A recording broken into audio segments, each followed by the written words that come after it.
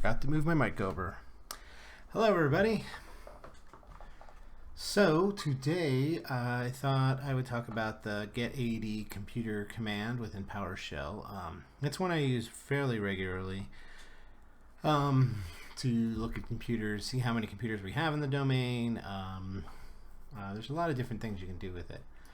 One of the major things I like to do with it is sort of get the name of the computer, the operating system, if the operating system has a service pack or not, if the computer is enabled, the last time that computer actually logged into the domain. So computers have their own sort of accounts on the domain. That's the difference between authenticated users and domain users, if you ever see that when you're trying to set things in. So when you say authenticated users, that means even computers belong to that group, but where you say just regular users, it's not, or yeah. Anyways, and then distinguished name, and that's basically the OU that computer sits in. So my domain in the computer sense is relatively small. I have 3 computers, I think. I have the 2 domain controllers and then the 1 Windows 10 machine. So we can do a couple of different things here. So of course we have the Get-AD command. So before you do that, you may have to make sure that you have the module. So you'll need the Active Directory module. And in the newer versions, there it is, directory, if I could spell. In the newer versions of Windows, it'll allow you to, it'll automatically import it for you when you run. But if you do this, it should work. If you get an error, then you don't, and you'll have to install it. It's part of the RSAT tools. And let's see if we can find that real quick. So Server Manager, there it is. And I'm sure there's a way to install this PowerShell wise. I don't know it off the top of my head. So you'll just go, so if you need to install those tools, you go to add and remove add remote roles and features, not add and remove programs, what I was thinking of, the old school way. So just click next to the installer, the server, make sure the server you're on is selected. And then it's actually a feature, I believe, not a role. So you'll go next, and it's part of the Remote Server Administration Tools, or better known as RSAT, R-S-A-T. And if you go here, where is it? Oh yeah, there it is, AD Tools, and if you can see over here, Active Directory module for PowerShell. Now, if you're on a domain controller, it should have us already loaded. You won't have to install it, but if you're on even your Windows, any sort of server that you want to run this from, then yeah, you'll need to install that. I think this is the GUI tools, yeah, that's all the GUI stuff. And I usually install both, might as well, right? Sometimes. Although, I'm pretty good at PowerShell, sometimes I just need to see something in actual ADUC or Active Directory users' computers. So just make sure that's installed. 2008 and 2012 are similar in the install, though this role and feature is a little different. It varies from operating to operating system, but you just want to make sure you have that installed. So I also made this a little bigger because I was thinking, man, I'm streaming and I watched a couple and I'm like, man, that's a pretty small type. So hopefully this will help you guys. The downside is it's going to make this a little harder to see, but that's okay. So we have the things that you have to put in when you do Get-ADComputer are these top parts. So I went ahead and just did this. So really this filter could actually just be a star and you could search for everything. And that's what we'll do on the first one, right?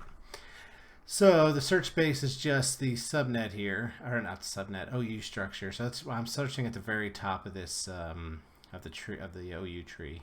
So this is the very top level. So if I hit OK, you can see it has the 3 machines, right?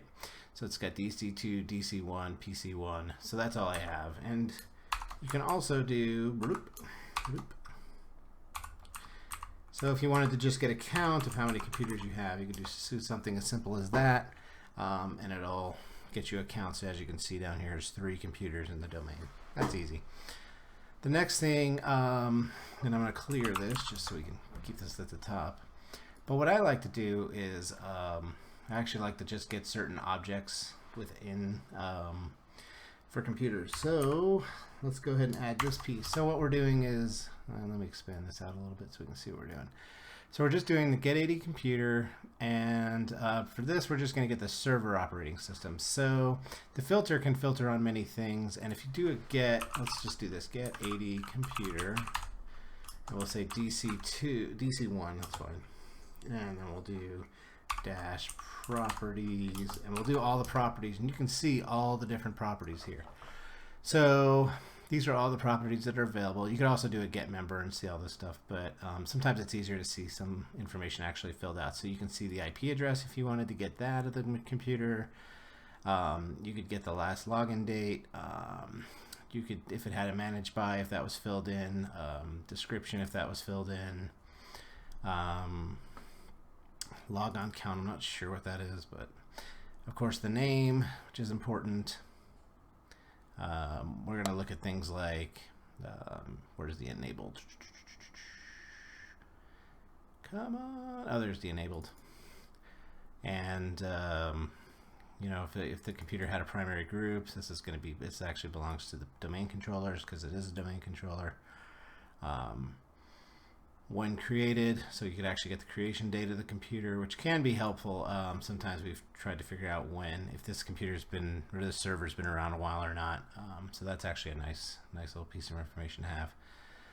So anyways, you can sort of get all these different pieces of information and plug them in. So what I want to do here is I'm just going to grab certain parts of it. So we're just going to grab, oh, and I should back up here. So the filter, you can filter on like server. Yeah, let's back up on that for a second. So we have operating system. Again, that's property that we saw there. And you can do a wildcard. So if you use the dash like, then you can do server. And you can see we just get the servers of this. And it's not super helpful in this format, but we'll go over that here in a minute. We could also do, say we wanted to just get all the Windows 10 machines, whatever, even if they're 10 Pro or 10 Enterprise or 10 whatever. You could do it that way. Or if you just wanted to get, say, all the 2016 servers, you could do it that way. You could get, what else? Windows 10. I guess that's, you know, that's really for my small domain. There's other things you could do, like if you had the 2008, you could put it in here. But you always want to surround it by wildcards so that you kind of capture, and you just want that big chunk of information. So, but in this case, we're just going to filter everything. Oops. Filter star, and that again gives us all the different computers. So we get the DN, which is where the OU in which that computer object lives. So we're going to add this select object, and we're going to put all these parts in it, and that's all we're going to capture. So let me grab this whole line, and I will put this in the description too. It's a good, whoops, it's a good line to start from. Let me clear this and I can start over. Wait, come on. There we go. Control A, Control C, and now let's just paste it in here. So I know it's kind of long. It actually scrolls past the screen. So Get-ADComputer SearchBase. So we're going to do operating system, and actually we want to do operating system like all. So we want to get all computers. So we don't actually need this. We can just do filter all. And you can filter by more than just operating system. You could say filter by enabled is true or enabled is false, those sorts of things too. So, and then we're going to get all these properties. So if we do that, now we've got this. So we've got the operating system, which it's not getting. That's interesting. Do I need to put the, do I need to do dash properties on this? Let's see here. Properties star. There we go. So I had to add the dash property star on that. Let me add that here so you guys have that.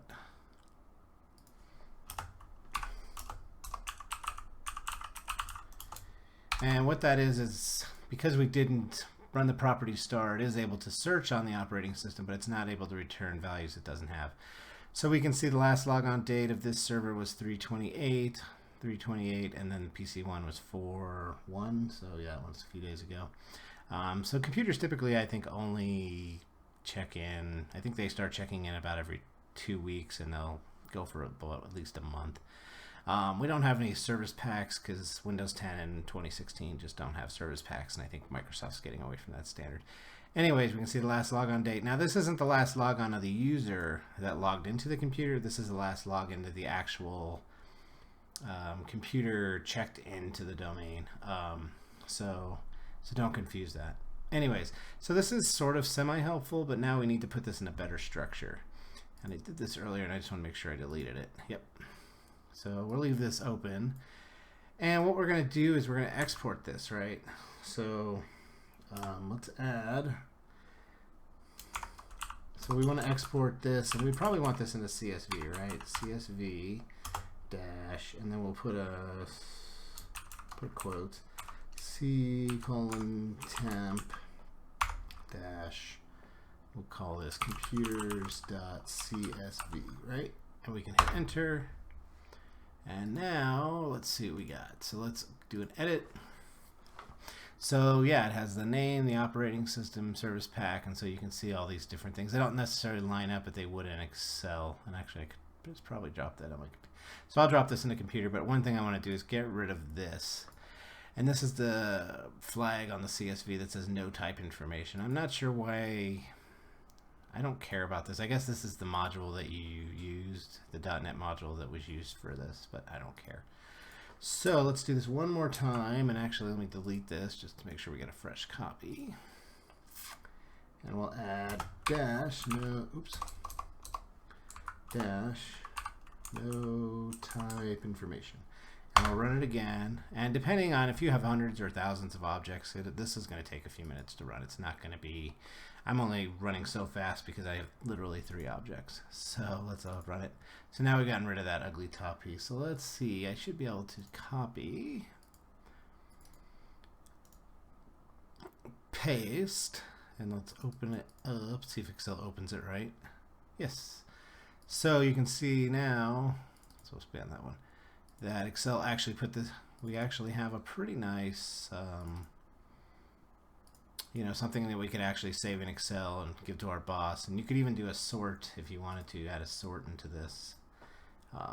Or you could have Excel sort it, but let's just do that too. So let's do that. But before we go to there, let's do a sort. We'll say sort. Let's say name. I think that'll work. Yep. And let's see if again. DC1, DC2, so that's a little better. So let's copy that file. And let's delete this one. Oh, Excel's still close. Don't save, delete.